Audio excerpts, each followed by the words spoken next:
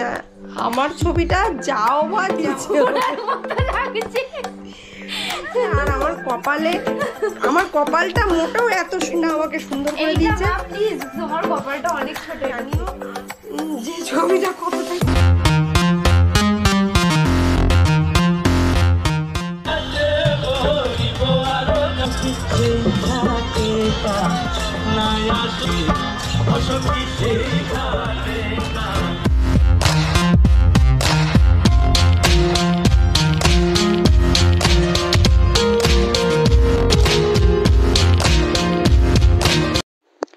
রাতে কলকাতার ছবি তুলতে বেশ ভালো লাগে, আর সেটা যদি হয় এজিসি ফ্লাইওভারের ওপরে, তাহলে তো আর কোনো কথাই নেই। ফুটেজটা কেমন নিয়েছি বলো তো, একদম তোমাদের জন্য পুরো ধাঁসু করে।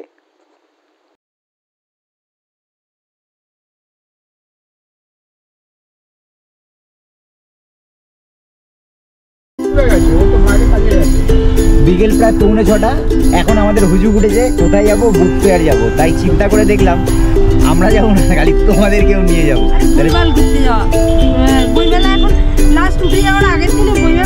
এটাই তো মজা ভাই, এটাই তো মজা। মুখগুলো দেখো। আমি না বলে তো যাওয়াই হতো না।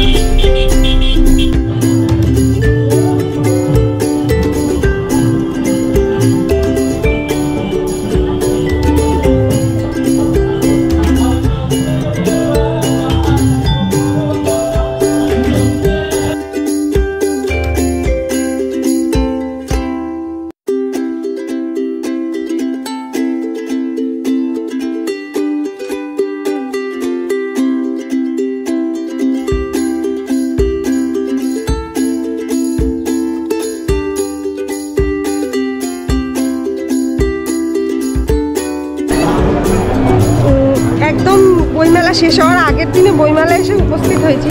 যদিও আসার একেবারেই ইচ্ছা ছিল না, কেন আমরা ভেবেছিলাম বৃহস্পতিবার দিন আসবো, কিন্তু জানতে পারলাম 31 তারিখ অবধি বইমেলা লাস্ট।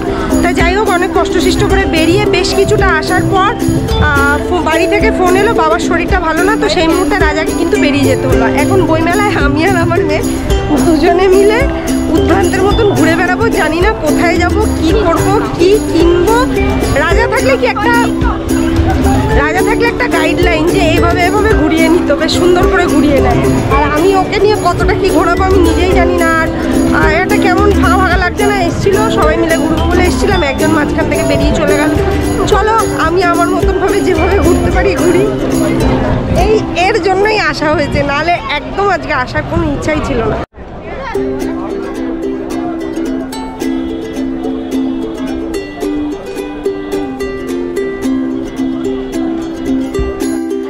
আমার পেছনে লোক বলছে 9 নম্বর গেটে যাবে, 6 নম্বর গেটে যাবে, 2 নম্বর 3 নম্বর যাবে। আমি কোন গেটে যাবো আমি নিজেই জানি না। আর সব থেকে বড় ব্যাপার হচ্ছে যে বইমেলায় এসে তোমাদের সঙ্গে যে ইনফরমেশানটা শেয়ার করার, বইমেলা শেষ হওয়ার আগের দিনে সেরকম কোনো ইনফরমেশান আমার কাছ থেকে তোমরা পাবে না। আমি জাস্ট এসছি, একটু মজা করবো, একটু আনন্দ করবো, একটু এদিক ওদিক ঘুরবো, আর একটু কিছু খাবো দাবো, আর বাড়ির দিকে ব্যাক করবো। আর এদিকে খালি বলে যাচ্ছে তুমি কি ঠিক করে ঘোরাতে পারবে? এইসব হচ্ছে আমাদের মধ্যে। এই হুজুকে পড়ে বইমেলায় এলাম ঠিকই, তবে আমার কি জানো তো, মেলা ঘুরতে ভালোবাসি, সে বইমেলা হোক অথবা অন্য কোনো মেলা হোক, তবে আমার যেন ওই জামা কাপড়, কানের দুল, হার, জুতো, চুড়ি এইসবের মেলাটা বেশি ভালো লাগে। আর এই কাউন্টারটা খুব ভালো লেগেছিলো, তার কারণ ফটোগ্রাফির কাউন্টার ছিল। এটা দেখতে ভালো লাগে, তাই এখানে একটুখানি বেশ কিছুক্ষণ ঘুরে টুরে নিয়ে এনাদের আবার কন্ট্যাক্ট নাম্বারও নিয়ে এলাম। এনারা ফটোগ্রাফি শেখায়, ভিডিওগ্রাফি শেখায়, এই সমস্ত ব্যাপার আর কি। আর আমাকে যদি এত পড়াশোনা করতে দাও আর এত বই খাতার মাধ্যমে ঢুকিয়ে দাও, আমি দুদিনে পাগল হয়ে যাবো। ছোটোবেলা থেকে যদি মন দিয়ে পড়াশোনাটা করতে হয়, যে ডাক্তার ইঞ্জিনিয়ার কিছু একটা হতো। আপনাদের জন্য সম্পূর্ণ নতুন ধরনের একটা পরিবেশ বান্ধব পেন এনেছিলাম, যার দাম মাত্র 5 টাকা। এটা লিখতে লিখতে যখন শেষ হয়ে যাবে, অর্থাৎ আপনারা ফেলে দেবেন, এটা যেখানে ফেলবেন সেখানে মিশে যাবে। এই ফেলে দেওয়া পেনের অংশ যদি মাটি বা টবের মধ্যে ফেলেন, দেখবেন সেখান থেকে বেশ কয়েকটা কাঠ বেরিয়ে আসছে। এই কদিন ধরে যারা বইমেলায় গেছো তারা এই ভদ্রলোককে দেখেছো কিনা আমি জানি না, তবে আমার নজর কেড়েছে। ওনার হাতে যে পেনগুলো ছিল, এই পেনগুলো কাগজের তৈরি, এবং ওনার বক্তব্য অনুযায়ী কালি শেষ হয়ে যাওয়ার পর পেনগুলো যদি মাটিতে পুঁতে দেওয়া হয় সেখান থেকে কিন্তু গাছ তৈরি হবে। তাহলে বেশ ভালো কনসেপ্টটা, আমার তো খুব ভালো লেগেছে। এখন আমি একটা পাহাড় কিনতে চাই, সেই পাহাড়টার পায়ের কাছে থাকবে গহন অরণ্য। আমি সেই অরণ্য পার হয়ে যাব, তারপরে শুধু রুক্ষ কঠিন পাহাড়, একেবারে চূড়ায় মাথার কাছে আকাশ, নিচে বিপুলা পৃথিবী, চরাচরে তীব্র নির্জনতা। আমার কণ্ঠস্বর সেখানে কেউ শুনতে পাবে না। আমি একবার নামলাম। তবে বন্ধুরা, বই মেলা মানে কিন্তু শুধু বইয়ের মেলা নেই, বই মেলায় কিন্তু প্রচুর রকম জিনিসের সমাহার বসে। বইয়ের সঙ্গে সঙ্গে জামা কাপড়, ব্যাগ, জুয়েলারি, অনেক কিছু।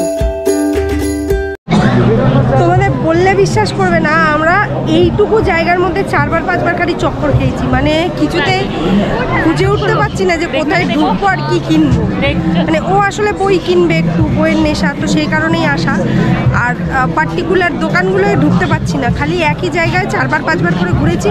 তা এই মুহূর্তে একটু দিকটা চেঞ্জ করে মার্ক করে রেখেছিলাম যে এখানে ঘুরেছি আর ঢুকবো না।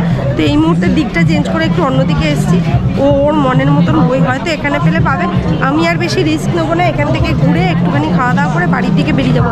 তার কারণে আমি বুঝতে পেরেছি আমি বেশি দূর বইমেলা ওকে ঘোরাতে পারবো না।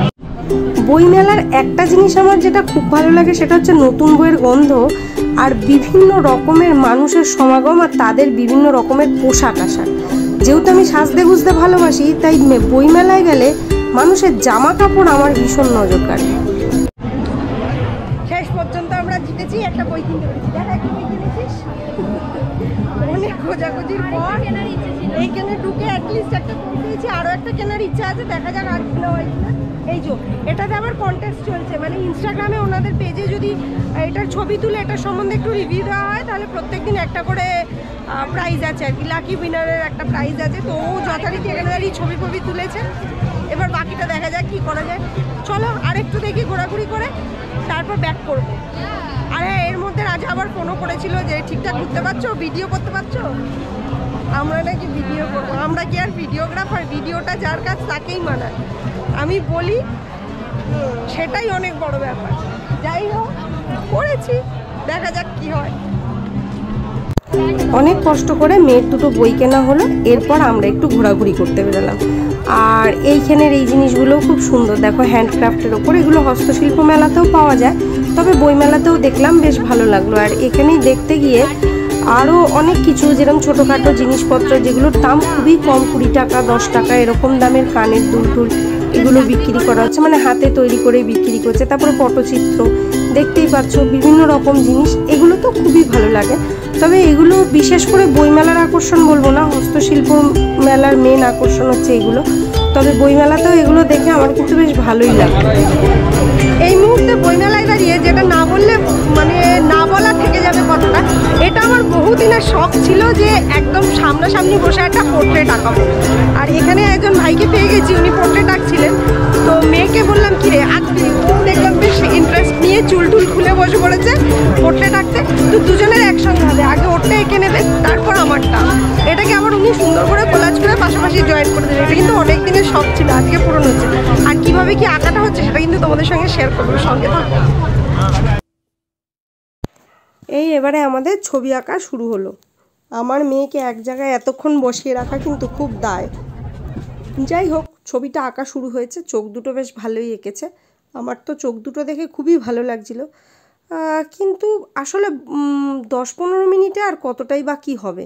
তাও উনি যতটা চেষ্টা করেছে ততটাতে আমি মোটামুটি খুশিই হয়েছি। ফাইনালি আমাদের ছবি কিন্তু কমপ্লিট। কেমন? এবার তোমাদেরকে দেখাবো ছবিটা ঠিক কেমন হয়েছে।